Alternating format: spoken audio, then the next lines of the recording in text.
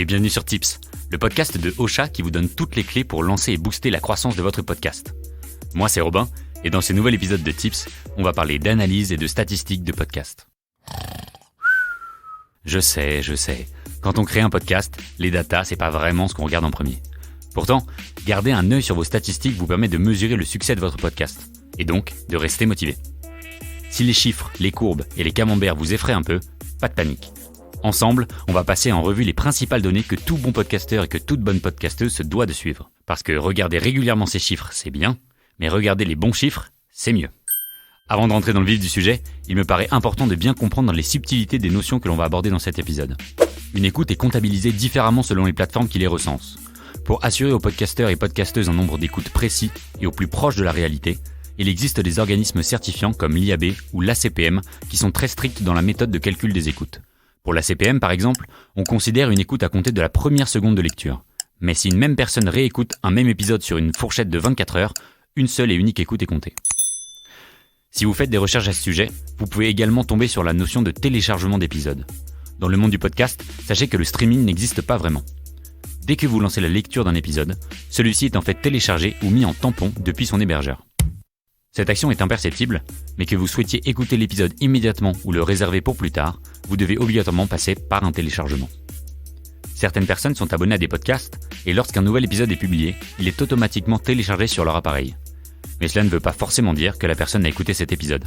D'un point de vue podcasteur, vous ne pouvez pas savoir précisément s'il s'agit d'un téléchargement automatique ou d'un téléchargement à l'initiative de l'auditeur ou de l'auditrice. Il s'agit simplement d'un téléchargement, et c'est tout. Maintenant que cela est plus clair, regardons de plus près les différentes statistiques à suivre pour évaluer la réussite de votre podcast. Alors bien sûr, tous les podcasteurs et toutes les podcasteuses suivent de près ou de loin leur nombre d'écoutes. Pour la très grande majorité, c'est même un peu leur étoile polaire, leur North Star pour les plus anglophones d'entre vous. Cette donnée vous donne en effet une première idée du succès de votre podcast. Sauf que quand on commence, il n'est pas toujours évident de savoir si le nombre d'écoutes que l'on a, c'est un bon score ou non. La vérité, et je suis désolé de casser le mythe, c'est qu'à l'heure actuelle, il n'existe pas de moyen précis pour que vous puissiez comparer votre nombre d'écoutes à celui d'autres podcasts.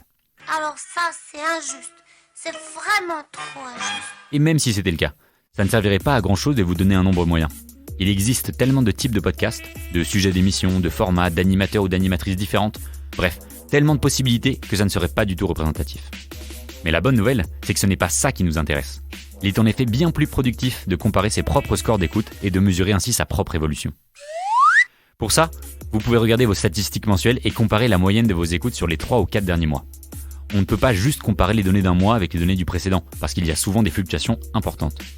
Par exemple, sur un mois en particulier, vous avez peut-être fait une opération de communication de grande envergure qui a provoqué un pic dans vos écoutes. Ou au contraire, vous avez fait une pause dans la diffusion de vos épisodes, ce qui a engendré une baisse. Pour pouvoir tirer les bons enseignements de vos données, mieux vaut donc les comparer sur une période plus large et plus lissée.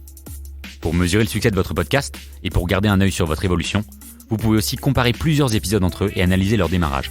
Très souvent, 50 à 60% des écoutes du mois sont enregistrées dans les 2 premiers jours qui suivent la publication de l'épisode. Donc, si vous voulez savoir si votre nouvel épisode va fonctionner, il vous suffit de regarder vos statistiques d'écoute sur les 2 premiers jours et de les comparer à vos épisodes précédents sur cette même durée. Avec ces premières statistiques, vous avez une idée globale de l'évolution de votre podcast. Et maintenant, intéressons-nous plus précisément à votre audience. Une donnée très précieuse à surveiller est le taux de complétion. Il vous donne un pourcentage d'écoute moyen pour chacun de vos épisodes. En clair, vous saurez en un clin d'œil si la majorité de vos auditeurs et auditrices écoutent vos épisodes jusqu'au bout ou s'ils s'arrêtent en cours de route. Grâce à son partenariat avec Deezer, Ocha vous permet d'obtenir cette donnée pour toutes vos écoutes provenant de la plateforme de streaming française. L'autre solution, un peu plus fastidieuse, c'est de renseigner vous-même votre flux RSS sur chacune des plateformes d'analyse d'Apple Podcasts, Spotify ou Deezer.